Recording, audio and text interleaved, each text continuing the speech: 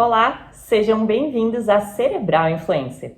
Nesse vídeo de hoje, gostaria de realizar um apanhado geral sobre inúmeras pesquisas que buscam pistas e evidências científicas, sobretudo no cérebro dos maiores criminosos do mundo, especialmente aqueles que cometeram crimes considerados hediondos após sofrerem algum tipo de lesão cerebral.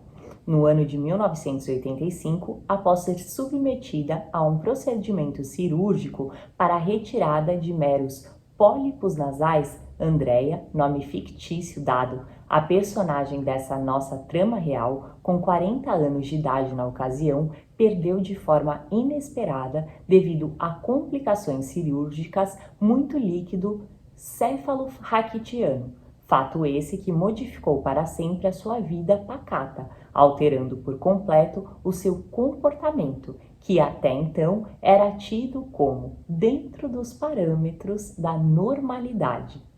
Mesmo sendo considerada em sua ex-escola como uma excelente aluna, contudo, após esse triste episódio, tornou-se incapaz até mesmo de manter-se em um emprego formal.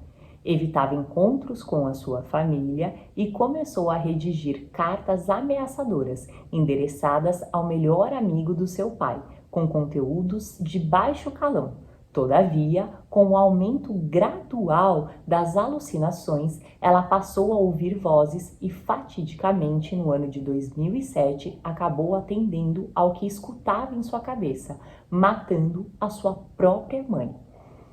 O artigo científico com esse caso publicado em 2013 no Jornal da Academia Americana de Psiquiatria e Direito, intitulado de Matricídio relacionado à psicose por lesão do córtex pré-frontal, faz parte de uma série de estudos que sugerem que uma síndrome psicótica associada a uma lesão na rede neural pode favorecer, sobretudo, a manifestação de comportamentos homicidas.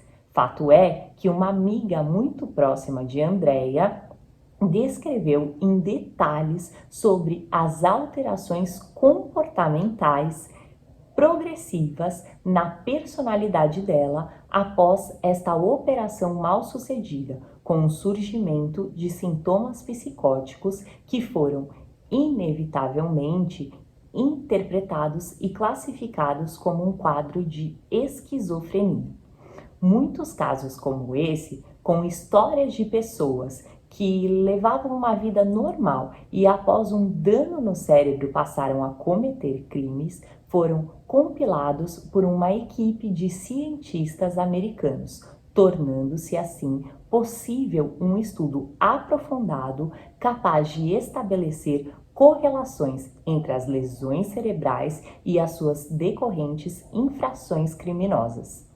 Um dos episódios clássicos que ganhou maior destaque na mídia provavelmente foi o de Charles Whitman, um ex-combatente da Marinha Americana que, após assassinar a sua mãe e a sua esposa, subiu na torre do relógio da Universidade do Texas e disparou várias vezes com uma arma de fogo, matando 13 pessoas, dentre elas uma mulher grávida, e ferindo outras 30 antes de ser abatido pela polícia local. Com a autópsia realizada no corpo de Whitman, entretanto, revelou-se que ele de fato possuía um tumor no cérebro. Tal constatação, associada às cartas escritas com pensamentos desconexos e patológicos deixadas por ele, sugerem pistas de que a lesão cerebral provavelmente tenha exercido uma influência considerável em seu comportamento criminoso.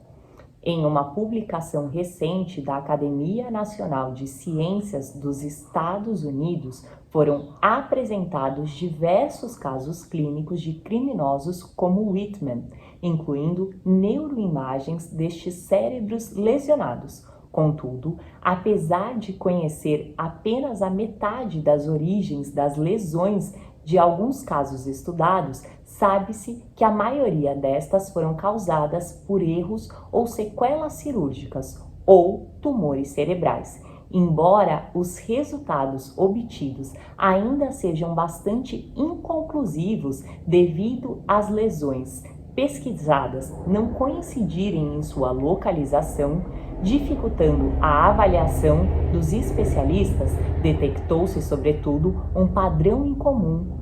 Todas as regiões lesionadas permaneciam com a mesma rede de conexões neurais, a de tomada de decisões morais. E você já imaginava que uma lesão cerebral poderia desencadear atos criminosos? Então, venha pensar fora da caixinha. Acesse www.cerebralinfluencer.com.br. Muito obrigada e até o próximo vídeo!